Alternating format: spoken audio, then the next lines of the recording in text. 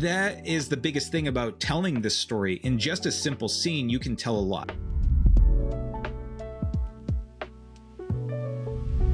Hey, and welcome everybody. Today we have a question from Daniel over on Philip's Discord, asking about some better ways to light this scene. This is a 3D render. This is something that we kind of discussed a little bit on Wednesday's Create With Me live stream.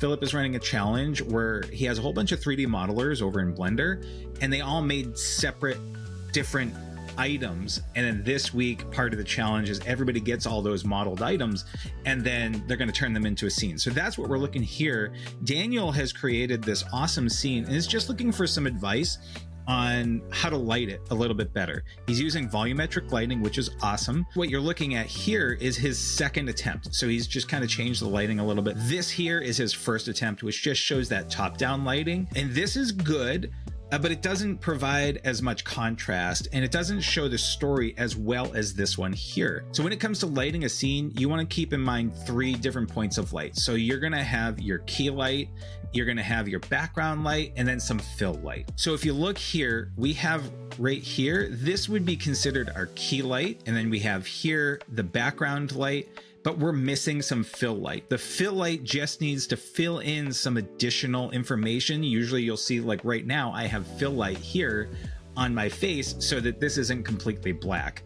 And I have a lot of the light, most of the light coming in through the window. So what you want to do, very simply, because he already did the work for this, I just masked in just a little bit of that light to add a little bit of extra emphasis here. Now, so Daniel, one of the things I love right here, I love that you made this come in through the window, because that helps to tell the story. The fact that you also have the breaks in the light here, also really, really cool, because it shows that there's panes of glass, right? So that is the biggest thing about telling this story. In just a simple scene, you can tell a lot. So you can tell a lot about what the atmosphere is. You have these particles which are capturing the light, which is really cool. So I love what you're doing. And so keep going. You're not far off. I would say just add that fill light. So you can even take that light that you had there. There's not really, as far as I know, a way to mask within Blender, but what you could do is add a point light here, and then maybe another point light here, and just have them come down here from the back end just a little bit, because you want this to come in from the back, and so that you get this little shadow there for him. So it'd be something like this, very lightweight.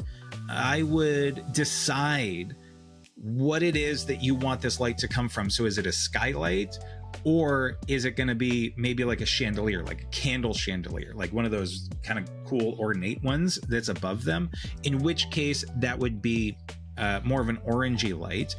And so you just have to figure out what your story is, and that's where the fun is with lighting, right? Something that's a little bit off for this lighting here is that you see that it spills out over here, all the way up and over here, which wouldn't really happen in a fireplace. So what I did was I blacked it out, and then I just added this thin strip. I have a couple different colors there. I have an orange and a yellow, or more of a red, but it really depends on how much you want to do here. But that actually helps distinguish this section better, because you wouldn't have as much of that light reflecting up and out, right? Unless you had more section here.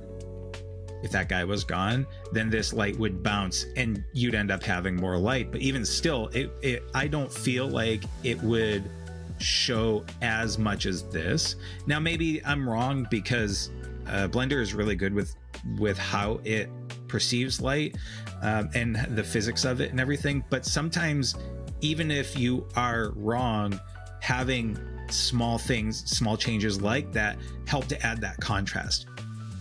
So the other thing that I would do here is, it looks like maybe this is a point light, and what I would do is maybe make is it a cone light, an area light, right? And make the area light, you could maybe make a point light here, and then make another area light that's more like this. So you technically have 2 lights. Maybe point that area light up a little bit so that it affects this, and the point light is just to give you that general radiation of light. So maybe try something like that. So when it comes to lighting, it is a fun world, but it's really difficult in the beginning because you have so many different lights going on. So just keep in mind 3-point lighting. That'll be your friend. Don't stress over this if that's, a kind of a challenge. The 3-point lighting is what every industry uses. If you can do it with 3 points, it's awesome. So again, it's the key light, the fill light, that stuff that I just added to kind of like bring in a little bit of extra bounce lighting, and then that background light. So, I mean, you're right there. And I think this is looking phenomenal, and keep on going. So if you guys have any questions about how to light your projects, feel free to put them in the comments or jump over on the Discord. I'll put the link in the description. Until next time, be good to each other.